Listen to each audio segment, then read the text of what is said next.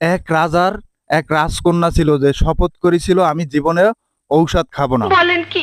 এই শপথের কথাটা তো সারা দেশে ছড়াই গেছে। এখন ওই দেশে তো ছিল নাইম। নাইম হইল দুনিয়ার পোংটা। এমন পোংটার পোংটা ও সিদ্ধান্ত করলো কি এই রাজকন্যারে কিভাবে ঔষধ খাওয়ানো যায়।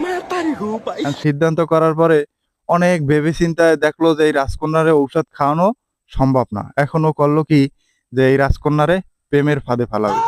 ঠিক আছে, এখন এই রাজকন্যার সামনে ও বিভিন্নভাবে উপস্থাপন করে প্রেম করার জন্য, কোনোভাবে রাজি হয় না। তো একটা টাইমে চেষ্টা করতে করতে রাজকন্যারে রাজি বানাইলো।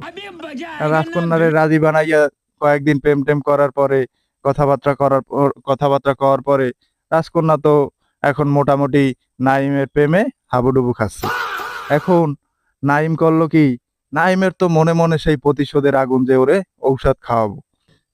এখন ওই ওর প্রেমিকারে বলল, মানে রাজকন্যারে বলল যে তুমি আমার সাথে ডেটে চলো। বলেন ঠিক কি? আছে, বুঝছেন তো? ঠিক আছে, এখন রাজকন্যা তো রাজি, প্রথমে রাজি হইতে চায় নাই, তারপরে যেহেতু ভালোবাসে রাজি হইতে বাধ্য হয়েছে। এখন ওই রাজকন্যারে তো নিয়ে গেছে একটা গোয়াল ঘরে, ফাঁকা গোয়াল ঘরে নিয়ে যাইয়া রাজকন্যা তো গপ গপ, ঠিক আছে বুঝছেন তো ব্যাপারটা।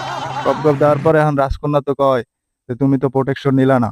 ঠিক আছে, এখন ওই এই পোংটা নাইম বন্ধু বলতেছে যে এখন কি করবা, তুমি কি ঔষধ খাবা না খাবা না? আর রাজকন্যা তো বাধ্যই কয় যে আমি ঔষধ খামুই। এখন এই পোংটা বন্ধু মনে মনে হাসতেছে আর বলতেছে যে মাগি তোরে তো আমি ঔষধ খাওয়াইলাম, খাওয়াইলাম তবে এইভাবেই খাওয়াইলাম। তো মাইয়াদের বলবো এরকম শপথ কেউ যেন না করি। আর এরকম নাইমের মতো পোংটা বন্ধু থাকলে এরকম কোনো ধরনের শপথ করবেন না, তাহলে কিন্তু ধরা খেয়ে যাবেন নাইমের কাছে। ঠিক আছে, এরকম আপনাদের যদি কোনো বন্ধু থাকে কমেন্টে বলে যাবেন এবং মেনশন দিয়ে যাবেন। আর এরকম মজার মজার গল্প পেতে আমার পেজটি ফলো দিয়ে যাবেন।